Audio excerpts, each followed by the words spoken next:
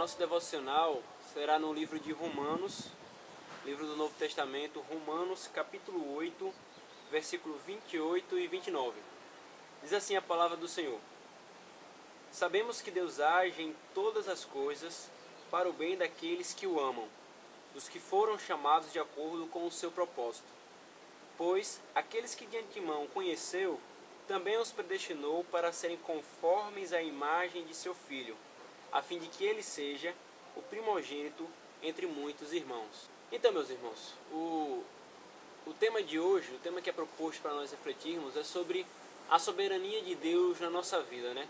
O agir de Deus na nossa vida.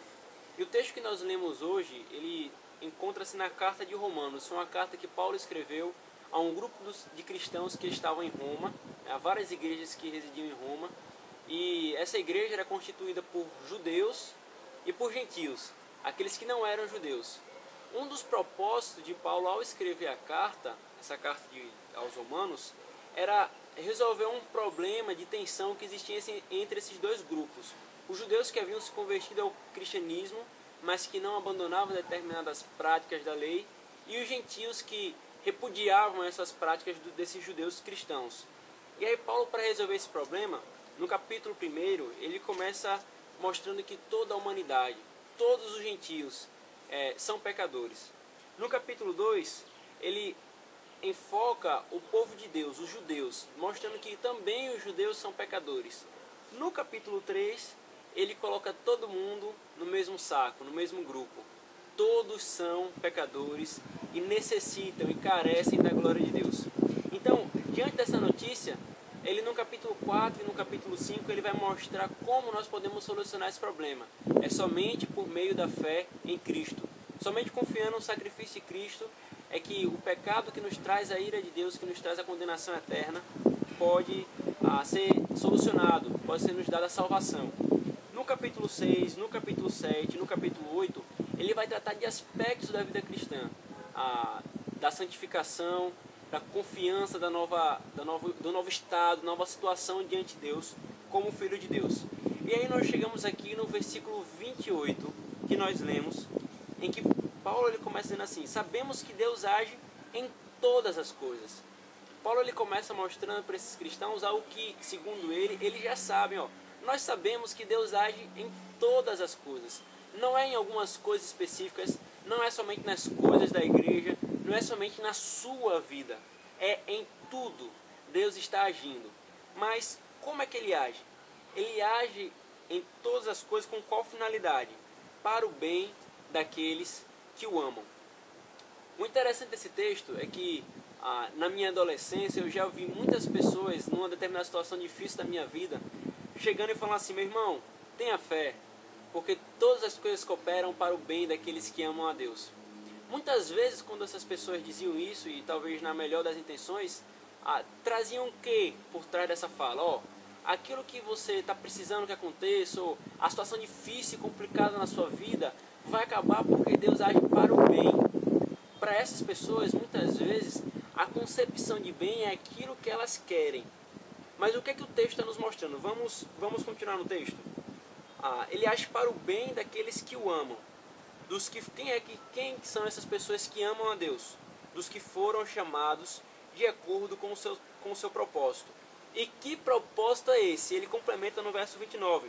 Pois aqueles que de antemão conheceu, também os predestinou com uma finalidade específica, para serem conformes à imagem de seu Filho Jesus Cristo.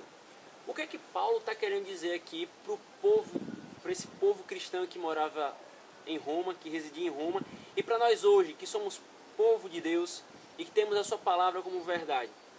É que Deus, meus irmãos, ele age em tudo para que nós sejamos parecidos com Cristo.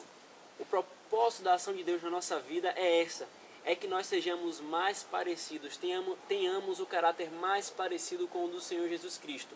Quando nós entendemos isso, nós percebemos que até situações que nos parecem ruins, situações que nos parecem más, elas são na verdade o bem de Deus. O bem de Deus não é aquilo que eu acho que seja bem, não é aquilo que eu queira que seja bem. Tudo que Deus faz é bom. tudo que Deus faz é para o bem, conforme o texto diz. Mas nós precisamos entender que mesmo aquelas coisas que nos trazem dor, que nos trazem sofrimento, essas sim, vêm do próprio Deus para nos moldar o caráter. Seja uma situação complicada na vida, a perda de alguém que nós amamos muito, seja o que for, Deus age em tudo para o bem. E nós devemos ficar felizes com a sua soberania, porque esse agir é para moldar o caráter de Cristo na nossa vida. Quando nós entendemos isso, algumas das nossas orações elas mudam. Nós não mais oramos pedindo como muitos pedem, por vitória. Senhor, me tira dessa situação, porque eu não quero ficar assim, eu determino que eu não sou filho, eu sou filho, eu não posso sofrer e tal.